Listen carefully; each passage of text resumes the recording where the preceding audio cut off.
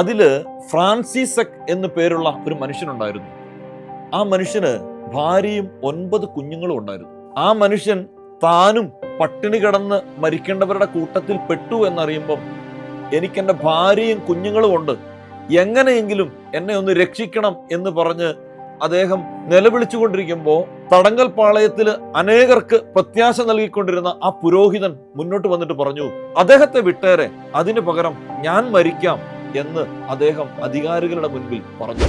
പക്ഷെ 2 ആഴ്ച കഴിഞ്ഞിട്ടും കോൾബ മരിക്കുന്നില്ല. അപ്പൊ അധികാരികൾക്ക് മനസ്സിലായി ഇത് ഒരു അത്ഭുതമായി ആളുകൾ കാണും, അതുവഴി ആളുകൾ ചിലപ്പോൾ കുറെ കൂടെ വിശ്വാസത്തിലേക്ക് വരും. അതുകൊണ്ട് ഈ പുരോഹിതനെ കൊണ്ടുവന്നിട്ട് വിഷം കുത്തിവെച്ച് കൊല്ലുകയാണ് ഉണ്ടായത്.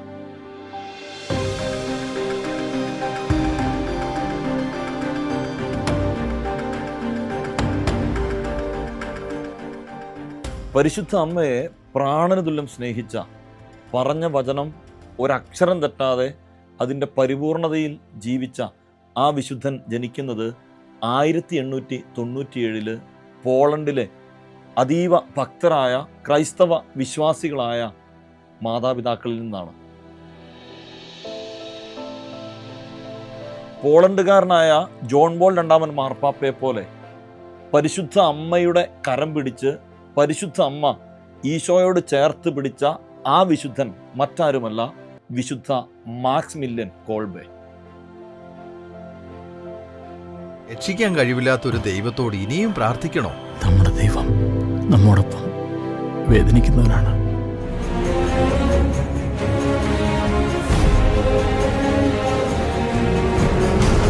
പരിശുദ്ധ അമ്മേ. ചെറുപ്പത്തിൽ തന്നെ പരിശുദ്ധ അമ്മയുടെ കരം പിടിച്ചാണ് കോൾബെ നടന്നിരുന്നത്. ഒരുപക്ഷെ സ്വന്തം അമ്മയെക്കാളും പരിശുദ്ധ അമ്മയെ കോൾബെ സ്നേഹിച്ചിരുന്നു. 12ാമത്തെ വയസ്സിൽ കോൾബെയുടെ ജീവിതത്തിൽ പരിശുദ്ധ അമ്മ ഒരു സ്വപ്നത്തിൽ പ്രത്യക്ഷപ്പെട്ടു. കുട്ടി കോൾബെയുടെ മുൻപിൽ പരിശുദ്ധ അമ്മ 2 കരങ്ങളിലും 2 കിരീടം നീട്ടിയിട്ട് പറഞ്ഞു, ഇതിലേതാണ് വേണ്ടത്? അതിൽ ഒരു കിരീടം ചുവന്നതും മറ്റേ കിരീടം വെൺശോഭ നിറഞ്ഞ വെള്ള നിറത്തിലുമായിരുന്നു. ഈ വെൺകിരീടം അതിൽ തന്നെ സൂചിപ്പിക്കുന്നത് അത് പരിശുദ്ധിയുടെ ലക്ഷണമായിട്ടാണ്. പക്ഷേ ചുവന്ന കിരീടം രക്തസാക്ഷിത്വത്തിന്റെ സൂചനയുമാണ്. ഇത് രണ്ടും പരിശുദ്ധ അമ്മ കുട്ടി കോൾബെയുടെ നേരെ നീട്ടിയപ്പോൾ കോൾബെ പറഞ്ഞത് എനിക്ക് 2 കിരീടവും വേണം എന്നായിരുന്നു. ഈ വെൺകിരീടം സ്വന്തമാക്കാൻ പരിശുദ്ധ അമ്മ കൈ പിടിച്ച് കോൾബയെ നടത്തുന്നത് പൗരോഹിത്യത്തിലേക്കാണ്. ഫ്രാൻസിസ്കൻ കൺവെൻഷൽ സഭയിലേക്കാണ് കോൾബെ വിളിക്കപ്പെടുന്നത്. ബ്രഹ്മചര്യവും ദാരിദ്ര്യവും അനുസരണവും ഒരു വ്രതമായി സ്വീകരിച്ചതോടൊപ്പം തന്നെ തൻ്റെ ജീവിതത്തിൽ തൻ്റെ കരം പിടിച്ച് നയിക്കുന്ന പരിശുദ്ധ അമ്മയെക്കുറിച്ചുള്ള ഭക്തി പ്രചരിപ്പിക്കുന്നതും ഒരു വ്രതമായി തന്നെ ഈ കോൾബെ അച്ഛൻ സ്വീകരിച്ചു. അതിനുവേണ്ടി അദ്ദേഹം ചെയ്തത് മരിയം സൈന്യം എന്ന പേരിൽ ഒരു സംഘടന രൂപവൽക്കരിച്ചു. പരിശുദ്ധ അമ്മയോടുള്ള ഭക്തി പ്രചരിപ്പിക്കാൻ ആ കാലഘട്ടത്തിൽ തന്നെ പ്രിന്റിംഗ് മീഡിയ വഴിയും തൻ്റെ പ്രസംഗങ്ങൾ വഴിയും തൻ്റെ എഴുത്തുകൾ വഴിയൊക്കെ കോൾബെ പരിശ്രമിച്ചു. ഇതിനെ കോൾബെ ഒരുപാട് യാത്ര ചെയ്തു. പോളണ്ടിൽ നിന്നും ജപ്പാനിലേക്കും ജപ്പാനിൽ നിന്ന് തിരികെ വരുന്ന വഴി കേരളം പോലും കോൾബെ സന്ദർശിച്ചിട്ടുണ്ട്. ഇതെല്ലാം ഒറ്റ കാര്യത്തിന് വേണ്ടി മാത്രമായിരുന്നു, പരിശുദ്ധ അമ്മയിലേക്ക് വിശ്വാസികളെ അടുപ്പിക്കുക. അതുവഴി പരിശുദ്ധ അമ്മ ഓരോ വ്യക്തിയെയും ഈശോയിലേക്ക് അടുപ്പിക്കും എന്ന ബോധ്യത്തിൽ നിന്നായിരുന്നു കോൾബെയുടെ ഈ സഞ്ചാരങ്ങളൊക്കെ.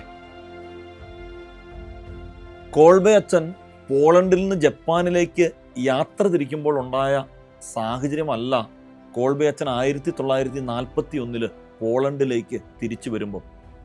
ലോകമെങ്ങും 2ാം ലോകമഹായുദ്ധത്തിൻ്റെ അലയടികൾ ആഞ്ഞടിക്കുകയാണ്. പോളണ്ടിനെ ജർമ്മനി ആക്രമിച്ചു. പോളണ്ടിലെ പാവപ്പെട്ട ജനങ്ങളെ പലരെയും തടങ്കൽ പാളയങ്ങളിലേക്ക് നയിച്ചു. ജർമ്മൻ പട്ടാളത്തിൻ്റെ കിരാതമായ വേട്ടയ്ക്ക് പാവപ്പെട്ട പോളണ്ടുകാർ ഇരയായി. ഓഷാവിസ് എന്ന തടങ്കൽ പാളയത്തിലേക്ക് കോൾബെ അച്ഛനും നയിക്കപ്പെട്ടു. തടങ്കൽ പാളയത്തിലെ മനുഷ്യരുടെ അവസ്ഥ മൃഗീയമായിരുന്നു. കാരണം ജീവിതത്തിലെ എല്ലാ പ്രതീക്ഷയും നഷ്ടപ്പെട്ടവർ, മരണം കാത്ത് കിടക്കുന്നവർ, ഇനി തങ്ങളുടെ ജീവിതത്തിലേക്ക് ഒരു തിരിച്ചുപോക്കില്ല എന്ന് ഉറപ്പിച്ച് മാനസികമായും ശാരീരികമായും ആത്മീയമായും ഒക്കെ ആകെ തളർന്നവരായിരുന്നു ഈ തടങ്കൽ പാളയത്തിലെ മനുഷ്യർ. കുറെ നിഷ്കളങ്കരായ മനുഷ്യരുടെ കൂട്ട നിലവിളി പലപ്പോഴും ഈ തടങ്കൽ പാളയത്തിൽ നിന്ന് ഉയരുമായിരുന്നു. അത് പ്രതീക്ഷ നഷ്ടപ്പെട്ട ഒരു കൂട്ടം മനുഷ്യരുടെ ദയനീയമായിട്ടുള്ള നിലവിളിയായിരുന്നു. തടങ്കൽ പാളയത്തിലെ മനുഷ്യരൊക്കെ നിലവിളിച്ചും സങ്കടപ്പെട്ടും വേദനിച്ചും ഒക്കെ കഴിയുമ്പോൾ കോൾബെ അച്ഛന് സങ്കടമില്ല. പ്രത്യാശ നഷ്ടപ്പെട്ട മനുഷ്യരുടെ ഇടയിൽ ദൈവത്തിൻ്റെ പ്രത്യാശയുടെ മനുഷ്യാവതാരമായി കോൾബെ അച്ഛൻ മാറി എന്നതാണ് സത്യം. അവിടെ മരണം കാത്തു കിടക്കുന്ന ഓരോ മനുഷ്യൻ്റെയും തോളിൽ പിടിച്ച് അദ്ദേഹം ആശ്വസിപ്പിച്ചു. എന്നിട്ട് അദ്ദേഹം പറഞ്ഞു, നമ്മളെ രക്ഷിക്കുന്ന ഒരു ദൈവമുണ്ട്. ഈ ലോകത്തിലെ ഈ സങ്കടങ്ങൾക്കപ്പുറം നമുക്ക് ദൈവത്തോടൊപ്പം ഒരു ജീവിതമുണ്ട്, സ്വർഗമുണ്ട്, സ്വർഗത്തിൽ നമുക്കൊരു ജീവിതമുണ്ട് എന്ന പ്രത്യാശ ഓരോ വ്യക്തിയിലേക്കും പ്രസരിപ്പിക്കാൻ കോൾബെ എന്ന് പറയുന്ന ആ പുരോഹിതന് കഴിഞ്ഞു. 1941 ജൂലൈ മാസത്തിലെ ഒരു പ്രഭാതത്തില് ആ വാർത്ത കേട്ടാണ് എല്ലാവരും ഉണരുന്നത്. തങ്ങളുടെ തടങ്കൽ പാളയത്തിൽ നിന്നും തങ്ങളുടെ കൂട്ടാളികളായ 3 പേർ രക്ഷപ്പെട്ടു പോയിരിക്കുന്നു. ഈ വാർത്ത അധികാരികളെ വല്ലാതെ ചൊടിപ്പിച്ചു. അതുകൊണ്ട് ഇനി ആരും ഈ തടങ്കൽ പാളയത്തിൽ നിന്ന് രക്ഷപ്പെട്ടു പോകാതിരിക്കാൻ ഓർമ്മിക്കത്തക്ക വിധത്തിൽ ഒരു ശിക്ഷ നൽകാൻ അവർ തീരുമാനിച്ചു. അതിന് അവർ ചെയ്തൊരു കാര്യം, തടങ്കൽ പാളയത്തിൽ നിന്നും 10 പേരെ തിരഞ്ഞെടുത്തു. അവർ പട്ടിണി കിടന്ന് ഇഞ്ചിഞ്ചായി മരിക്കണം. അതില് ഫ്രാൻസിസക് എന്നു പേരുള്ള ഒരു മനുഷ്യനുണ്ടായിരുന്നു. ആ മനുഷ്യന് ഭാര്യയും 9 കുഞ്ഞുങ്ങളും ഉണ്ടായിരുന്നു. ആ മനുഷ്യൻ താനും പട്ടിണി കിടന്ന് മരിക്കേണ്ടവരുടെ കൂട്ടത്തിൽ പെട്ടു എന്നറിയുമ്പം, എനിക്കെൻ്റെ ഭാര്യയും കുഞ്ഞുങ്ങളും ഉണ്ട്, എങ്ങനെയെങ്കിലും എന്നെ ഒന്ന് രക്ഷിക്കണം എന്ന് പറഞ്ഞ് അദ്ദേഹം നിലവിളിച്ചുകൊണ്ടിരിക്കുമ്പോൾ മാക്സിമിലിയൻ കോൾബെ എന്ന് പറയുന്ന തടങ്കൽ പാളയത്തിൽ അനേകർക്ക് പ്രത്യാശ നൽകിക്കൊണ്ടിരുന്ന ആ പുരോഹിതൻ മുന്നോട്ട് വന്നിട്ട് പറഞ്ഞു, അദ്ദേഹത്തെ വിട്ടേരെ, അതിനു പകരം ഞാൻ മരിക്കാം എന്ന് അദ്ദേഹം അധികാരികളുടെ മുൻപിൽ പറഞ്ഞു. അങ്ങനെ ഫ്രാൻസിസക് എന്ന് പറയുന്ന 9 കുഞ്ഞുങ്ങളുടെ അപ്പനെ മാറ്റി നിർത്തി ഈ കോൾബെ എന്ന് പറയുന്ന ഈ വന്യ പുരോഹിതൻ പട്ടിണി കിടക്കാനുള്ള ആ മുറിയിലേക്ക് 9 പേരോടൊപ്പം നടന്ന് നീങ്ങുകയാണ്. പിന്നീട് അധികാരികൾ ഈ 10 പേരെയും ഒരു മുറിയിലേക്ക് കയറ്റി വാതിൽ കുറ്റിയിട്ടു. ഭക്ഷണമില്ല, വെള്ളമില്ല. അങ്ങനെ പട്ടിണി കിടന്ന് ഓരോരുത്തരും ഇഞ്ചിഞ്ചായി മരിച്ചുകൊണ്ടിരിക്കുകയാണ്. 10 പേരിൽ ഒരാൾ മാത്രം വ്യത്യസ്തനായിരുന്നു, ഈ കോൾബെ എന്ന് പറയുന്ന വന്യ പുരോഹിതൻ.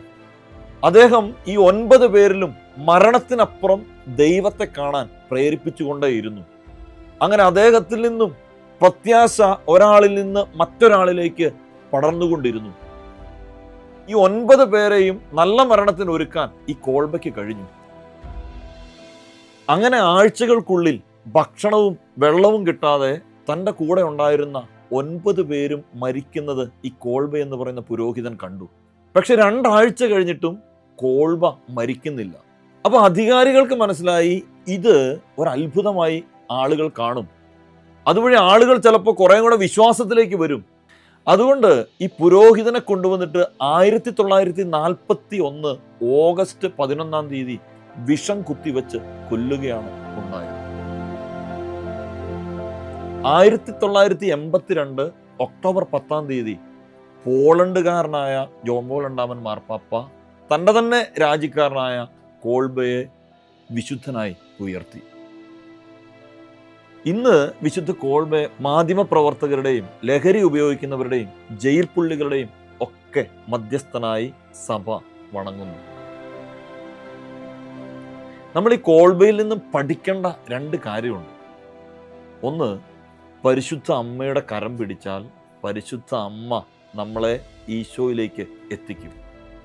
രണ്ടാമത്തെ കാര്യം, സഹനങ്ങളെക്കുറിച്ച് ഓർത്ത് പരിതപിക്കാതെ സഹനങ്ങളെ കൃപയാക്കി മാറ്റുക എന്നുള്ളിടത്താണ് ജീവിതം മറ്റൊരു തലത്തിലേക്ക് എത്തുന്നത്. അവിടെയാണ് നിത്യജീവിതത്തിൻ്റെ വാതിലുകൾ നമ്മുടെ മുൻപിൽ തുറക്കുന്നത് എന്ന സത്യം കോൾബെ പഠിപ്പിക്കുകയാണ്. അതുകൊണ്ട് സഹനം ഈശോയെ നൽകാനായിട്ടുള്ള ഒരു സാധ്യതയായി നമ്മൾ കാണണം എന്ന സത്യം കോൾബെ നമ്മളെ പഠിപ്പിക്കുന്നു. വിശുദ്ധ കുർബാനയുമായി ബന്ധപ്പെട്ട വീഡിയോകൾ നിങ്ങൾക്ക് ലഭിക്കാൻ ഈ ചാനൽ സബ്സ്ക്രൈബ് ചെയ്യുക.